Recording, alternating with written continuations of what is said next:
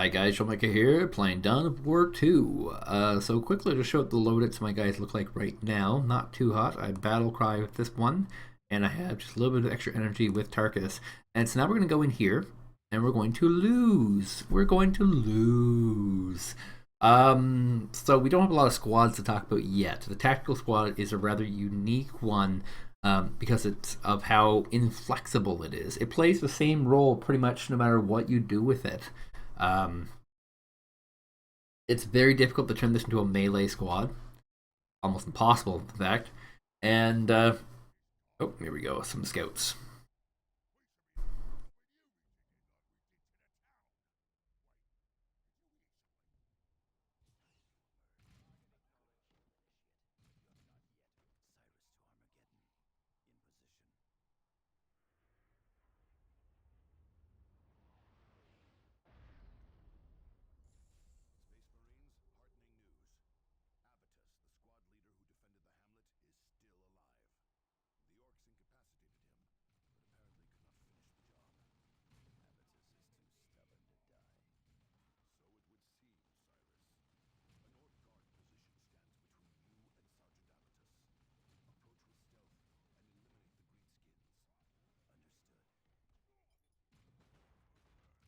Anyway, so they're very inflexible, the tactical squad. They do the same thing no matter what. And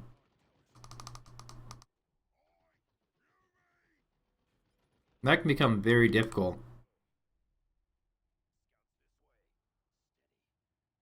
So it's telling me I want to infiltrate the Cyrus. This is the role they're supposed to play. Cyrus won't be having these charge packs because that's not really his role.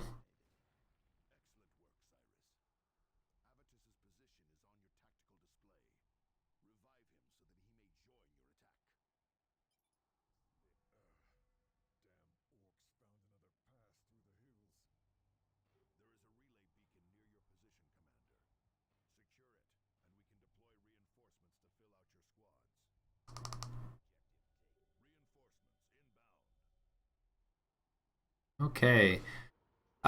So that's Tarkus, very inflexible. He's just gonna be the guy who throws grenades, does range tanking.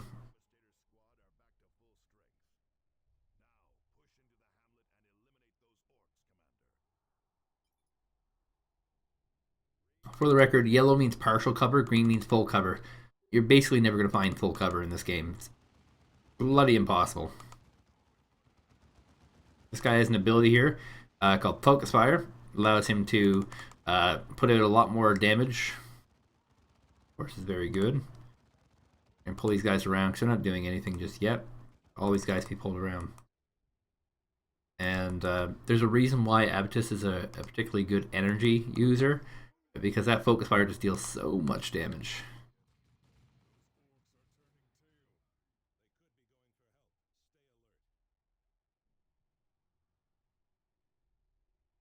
Okay, so this is a really short mission.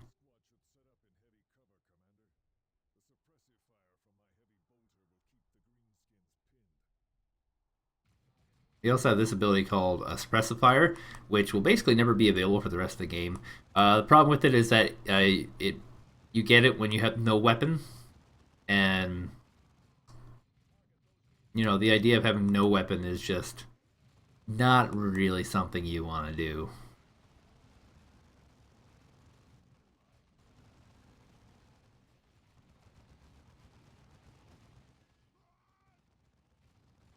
Okay.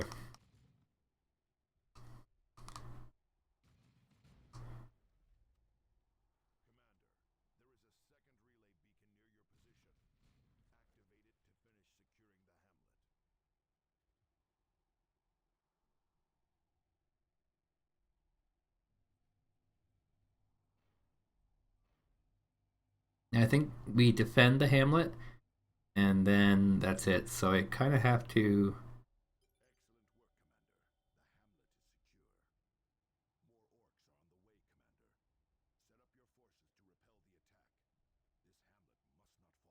These guys are all set to melee, even if they don't have melee weapons. I'm just going to lose them on purpose so they can get a little bit extra, milk it a little bit extra experience while we can. If for some reason they're able to win this, I will just be walking around making them take as much damage as humanly possible. Now, unfortunately, this isn't a real map. That is to say, I can't leave here. Oh, there's a grenade to step on top of. So I'll put all our guys on top of that grenade, and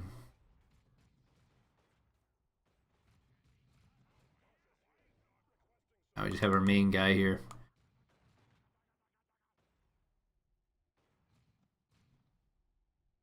There we go. And like I said, there's no real way to lose this. You just take an extra day, and as you can see, you get level up a little bit, so it gives you a slight advantage.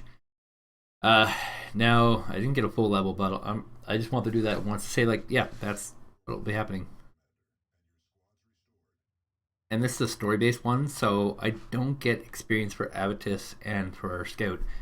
So yeah, I will be doing this one now pretty quickly, speed run through, if you will. And I won't be doing either specialized tutorial advice that they offer you. I'll just be going for a death blow here. Next few missions, it'll be more valuable to kind of feign loss, because the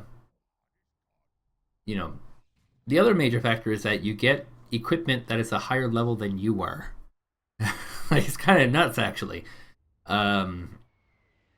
So it's invaluable to kind of sit around and get that level up.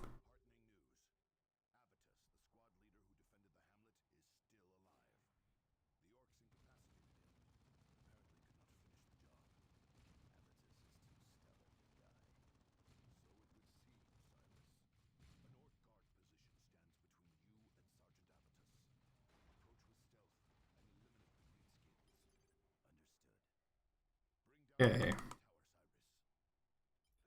Or use Tarkus for this course.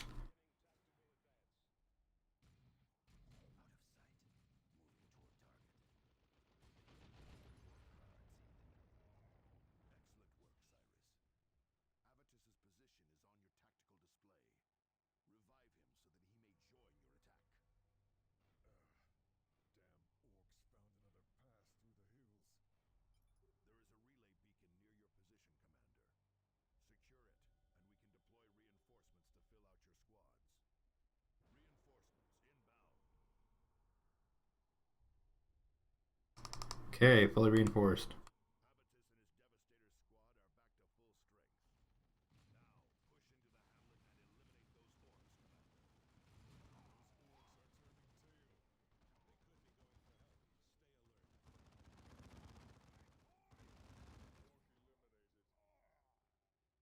Yay, drive the orcs out. Successful. It's very short. No more milking this one is what I say. And this one's very easy to milk. You can do this one endlessly.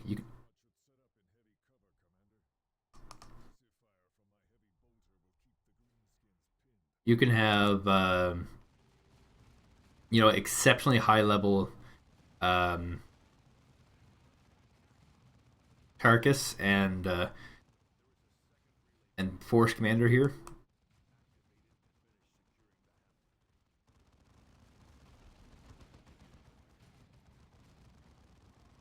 Oh, looks like they're on the run.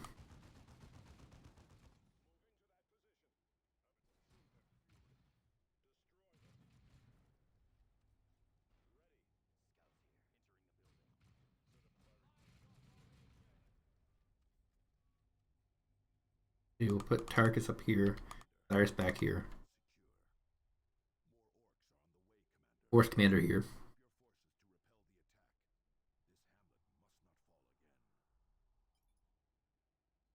Okay, protect Argus Village.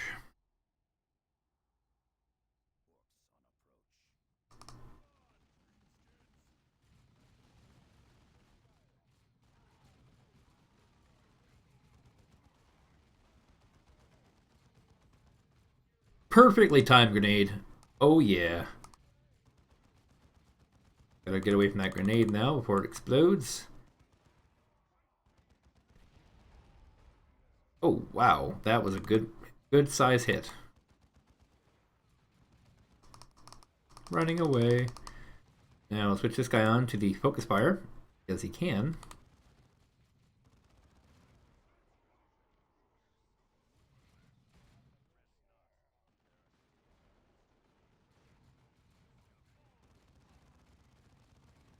I gotta pull this force command. Ah, he died. Luckily, we have more than enough to defend this. Yeah, you get points for who survives and whatnot, so a minor big deal.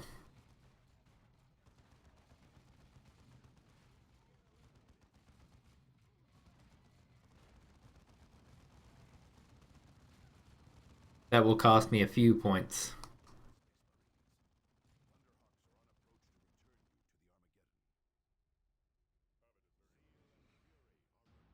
So, our reward, it's static.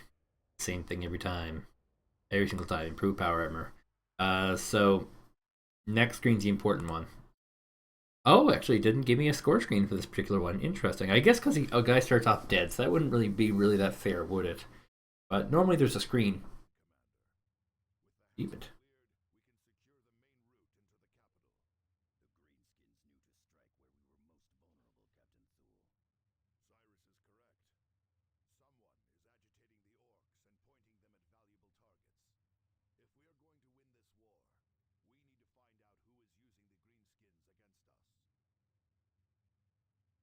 Okay, so Amethyst and Tarkus, Cyrus are really different. Tarkus, no matter what you do, he's a ranged tank.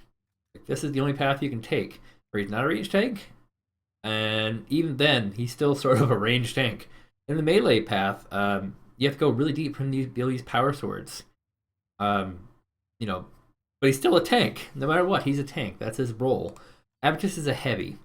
So as a heavy, he has the ability to do a few things. He can become more of a support role with this field here. The focus fire will increase damage of everybody. Under the more tanky path, they become resistant to knockbacks, equips Terminator armor, which is amazing, of course, and movement speed bonuses. This main path, he just does a ridiculous amount of damage. The top one is no setup time, and with the melee path, it's just the ability to swing around some swords. And not too much, but he can do it. He can actually do it, and it's a unique path. I might mention it's a unique path. He's not a heavy at this point. He's a melee. So for Cyrus, he is a scout, and he is super high bursty damage no matter what you do.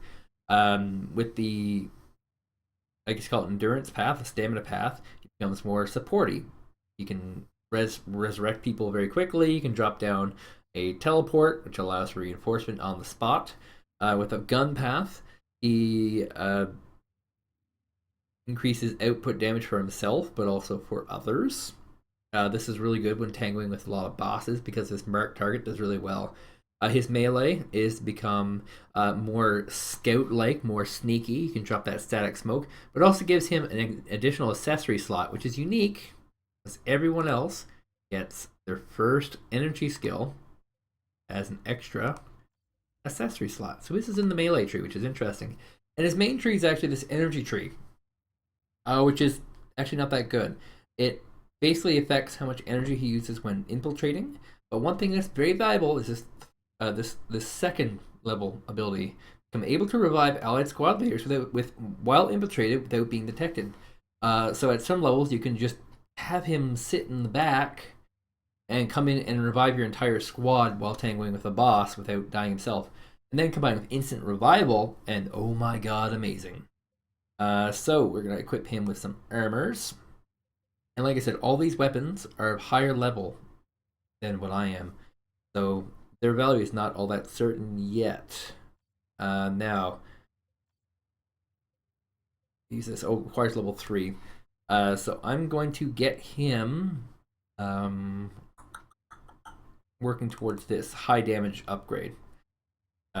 He'll do very, very well with large bursty damage.